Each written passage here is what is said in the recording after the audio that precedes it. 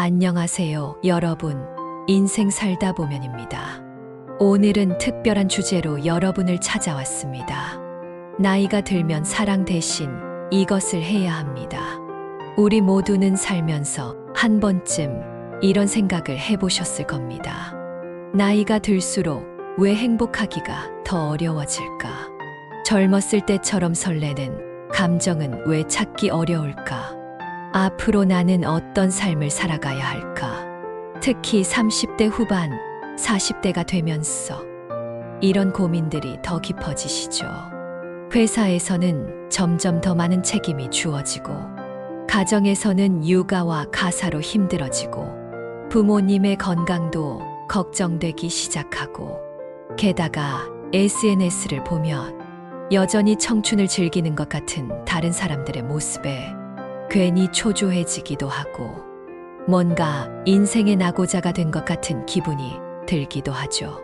하지만 과연 정말 그럴까요? 정말 우리의 인생에서 가장 행복한 시기는 사랑에 빠져 있던 그 청춘의 순간뿐이었을까요?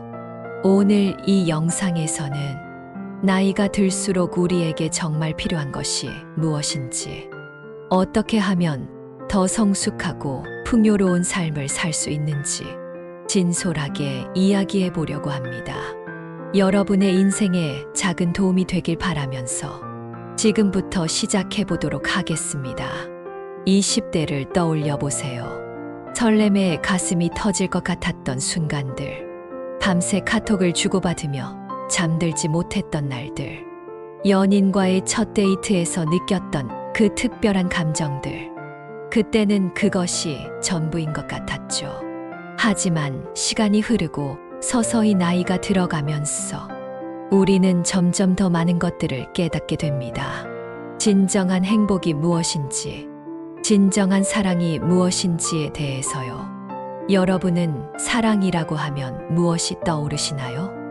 연인과의 달콤한 데이트, 결혼식장에서의 설레는 첫날, 아니면 드라마에서 보는 것 같은 운명적인 만남?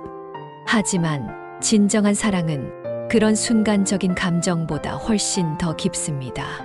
오늘 제가 여러분께 말씀드리고 싶은 것은, 나이가 들수록 우리에게 정말 필요한 것은 자기 자신과의 건강한 관계라는 점입니다. 이것은 사랑을 포기하라는 이야기가 아닙니다. 오히려 더 성숙하고 깊은 사랑을 위해 우리가 반드시 갖춰야 할 기본기라고 할 수 있죠. 첫 번째로 이야기하고 싶은 것은 바로 건강입니다. 젊을 때는 건강이 당연한 것처럼 느껴졌죠.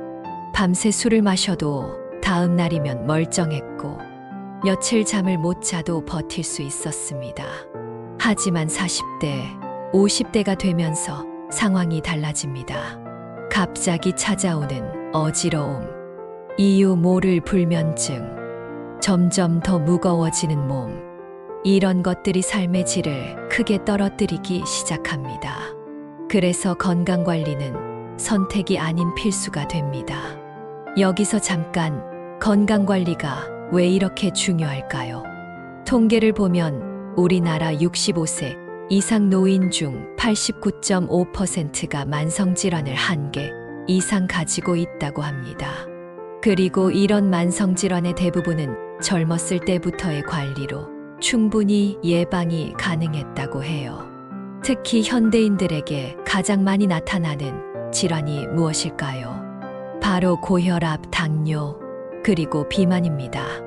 이런 질환들은 우리의 생활 습관과 매우 밀접한 관련이 있죠. 그래서 저는 이런 말씀을 꼭 드리고 싶습니다.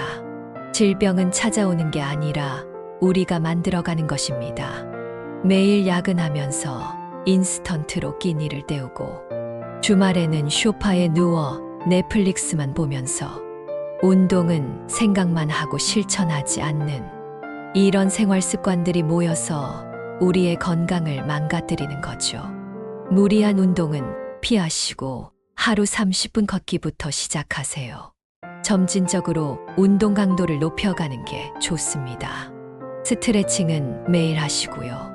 요가나 필라테스 같은 저강도 운동도 추천드립니다.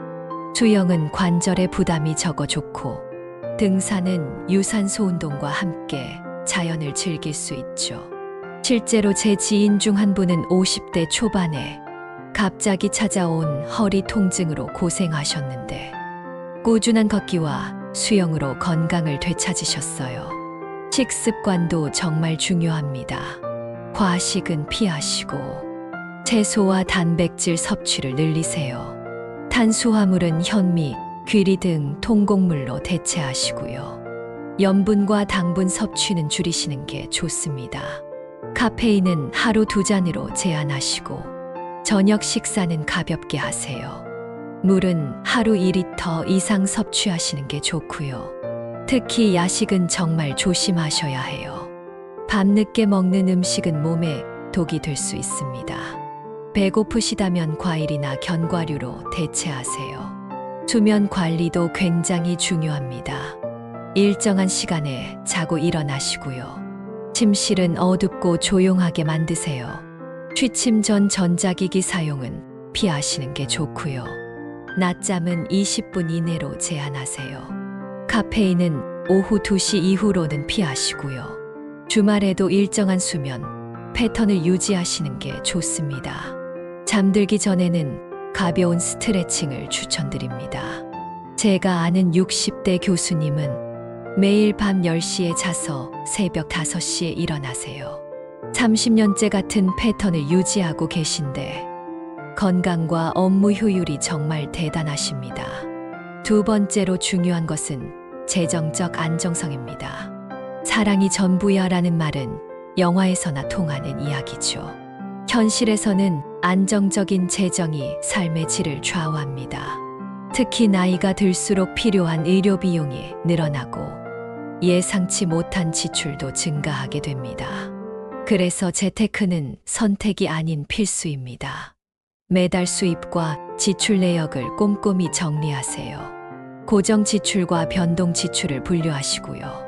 불필요한 지출은 과감히 줄이세요. 비상금 계좌는 반드시 만들어 두시고요. 신용카드 사용은 최소화하세요. 적금이나 예금은 자동이체로 설정해 두시고요. 연간 재무 목표도 꼭 세우시기 바랍니다. 투자하실 때는 분산 투자를 원칙으로 하시고요. 장기 투자를 지향하세요. 무리한 대출은 피하시고요. 처음에는 원금 보장 상품 위주로 시작하시는 게 좋습니다. 고위험 상품은 전체 자산의 20% 이내로 제한하시고요. 부동산은 정말 신중하게 접근하셔야 합니다. 전문가 상담도 적극적으로 활용하세요. 실제 사례를 들어볼까요? 제 지인 중 한 분은 30대 후반부터 월급의 50%를 저축했습니다. 힘들었지만 15년을 꾸준히 하신 결과 현재는 경제적 자유를 얻으셨죠. 노후 설계도 미리미리 하셔야 합니다. 국민연금도 꼼꼼히 확인하고 관리하시고요. 개인연금 가입도 검토해 보세요. 퇴직금 운용 계획도 미리 세워두시고요. 의료비, 대비보험 설계도 하셔야 합니다. 상속이나 증여 계획도 미리 세워두시고요. 노후 주거 계획도 고민해 보셔야 하고 은퇴 후 수입원도 미리 확보해 두셔야 합니다. 세 번째로 강조하고 싶은 것은 배움입니다. 나이가 들수록 새로운 것을 배우는 게 귀찮아지죠. 하지만 이때일수록 더 적극적으로 배워야 합니다. 스마트폰 활용법도 익히시고요. 인터넷 뱅킹 사용법도 배우세요. SNS도 적극적으로 활용해 보시고요. 화상회의 툴 사용법도 익히세요. 온라인 쇼핑도 안전하게 하는 법을 배우시고요. 디지털 보안 기초도 배워두시면 좋습니다. 새로운 앱도 적극적으로 활용해 보세요. 직무 역량 강화도 중요합니다. 온라인 강의도 들어보시고요. 자격증도 따보세요. 업계 세미나에도 참여해 보시고요. 전문 서적도 읽어보세요. 멘토도 찾아보시고요. 부업 가능성도 탐색해 보세요. 창업 준비도 해보시면 좋습니다. 취미 개발도 정말 중요합니다. 악기도 배워보시고요. 그림도 그려보세요. 외국어도 공부해보시고요. 요리도 배워보세요. 원예도 시작해보시고요. 사진 촬영도 배워보세요. 글쓰기도 연습해보시면 좋습니다. 네 번째로 이야기할 것은 인간관계입니다. 로맨틱한 사랑에만 집중하다 보면 놓치는 것들이 너무나 많습니다. 부모님과는 정기적으로 연락하시고요. 자녀들과는 친구 같은 관계를 만들어 보세요. 형제자매와의 유대도 강화하시고요. 가족 모임도 정기적으로 가지세요. 세대 차이도 이해하고 존중하시고요. 가족 여행도 계획해 보세요. 가족 역사도 기록해 두시면 좋습니다. 친구 관계도 정말 중요합니다. 오래된 친구들과는 꾸준히 연락하시고요. 새로운 친구도 만들어 보세요. 취미 모임에도 참여해 보시고요. 동호회 활동도 해보세요. 정기적인 모임도 만들어 보시고요. SNS로도 소통해 보세요. 서로의 경조사도 챙겨주시면 좋습니다. 멘토나 멘티 관계도 만들어 보세요. 여기서 재미있는 연구 결과 하나를 소개해 드리면 하버드 대학교의 한 연구에 따르면 멘토가 있는 사람들이 그렇지 않은 사람들보다 승진 확률이 5배나 높다고 합니다. 또한 직장 만족도도 훨씬 높게 나타났죠. 그리고 멘토링의 가장 큰 장점은 양방향 학습이 가능하다는 점입니다. 나이가 많은 멘토는 젊은 세대의 트렌드와 새로운 기술을 배울 수 있고, 젊은 멘티는 멘토의 경험과 지혜를 배울 수 있죠. 이런 세대 간의 지식 교류야말로 현대 사회에서 가장 필요한 것이 아닐까요? 서로의 경험을 공유하고, 조언도 구하고, 지식도 나누고, 네트워크도 확장하고, 서로의 성장도 돕고, 정기적인 미팅도 갖고, 프로젝트도 함께 해보세요. 5번째로 중요한 것은 감정 관리입니다. 나이가 들수록 감정 조절이 더욱 중요해집니다. 스트레스 관리를 위해 명상도 해보시고요. 깊은 호흡도 해보세요. 산책도 자주 하시고요. 음악도 들어보세요. 운동도 하시고요. 취미 활동도 해보세요. 필요하다면 전문가 상담도 받아보세요. 감정 일기도 써보세요. 매일의 감정을 기록하고, 감정의 원인도 분석해보고, 해결 방안도 모색해보고, 긍정적 변화도 기록하고, 감사한 일도 찾아보고, 미래 계획도 세워보고, 자기 반성도 해보세요. 마음 챙김도 정말 중요합니다. 현재에 집중하고, 판단하지 않고, 있는 그대로 수용하고, 균형을 잡고, 자비롭게 대하고, 긍정적 시각을 가지고, 작은 행복을 찾아보세요. 감정 관리와 관련해서 흥미로운 심리학 연구가 있는데요. 긍정적인 감정을 느낄 때마다 그것을 기록하는 사람들이 그렇지 않은 사람들보다 우울증에 걸릴 확률이 현저히 낮다고 합니다. 또한 스트레스 호르몬인 코티솔 수치도 낮게 나타났죠. 이것은 무슨 의미일까요? 바로 행복은 큰 사건이나 성취에서 오는 것이 아니라 일상의 작은 순간들을 어떻게 바라보고 기록하느냐에 따라 크게 달라질 수 있다는 거죠. 예를 들어 아침에 일어나서 마시는 따뜻한 커피 한 잔, 출근길에 마주치는 이웃의 미소, 점심시간에 내리는 봄비의 소리. 이런 작은 순간들을 의식적으로 발견하고 감사히 여기는 습관. 이것이 바로 진정한 행복의 비결이 아닐까요? 6번째로 말씀드릴 것은 사회적 기여입니다. 나이가 들수록 의미 있는 일을 찾게 됩니다. 지역사회 봉사도 해보시고요. 재능 기부도 해보세요. 멘토링도 해보시고요. 기부 활동도 해보세요. 환경보호 활동도 해보시고요. 동물보호 활동도 해보세요. 교육 봉사도 해보시면 좋습니다. 지식 공유도 적극적으로 해보세요. 강연도 해보시고요. 글도 써보세요. 온라인 콘텐츠도 만들어 보시고요. 책도 출판해 보세요. 워크샵도 진행해 보시고요. 경험도 나누고 조언도 해주세요.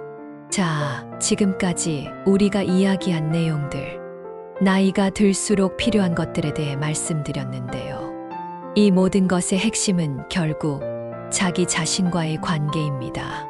사랑이라는 감정, 물론 그것도 우리 삶에서 매우 소중하죠.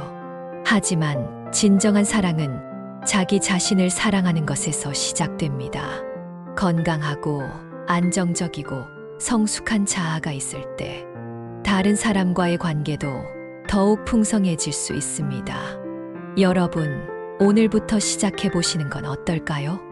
당장 거창한 변화를 만들 필요는 없습니다. 오늘 저녁 평소보다 30분 일찍 자보는 것부터 시작해도 좋고, 내일 아침 10분 일찍 일어나 스트레칭을 해보는 것도 좋습니다. 주말에는 오랫동안 연락하지 않았던 친구에게 전화 한 통을 해보시는 것은 어떨까요? 우리에게는 아직 많은 시간이 있습니다. 하지만 그 시간을 어떻게 채워나가느냐에 따라 남은 인생의 질이 완전히 달라질 수 있습니다. 여러분의 하루하루가 조금 더 행복하고 의미 있게 채워지길 바랍니다. 오늘 영상이 도움이 되셨다면 좋아요와 구독 부탁드립니다. 그리고 여러분만의 특별한 자기관리 방법이 있다면 댓글로 함께 나눠주시면 감사하겠습니다. 다음 영상에서 또 만나 뵙겠습니다. 여러분, 이 영상이 도움이 되셨다면 좋아요와 구독 버튼 꼭 눌러주시고요. 알람 설정도 해두시면 새로운 영상 소식을 가장 빠르게 받아보실 수 있습니다. 감사합니다.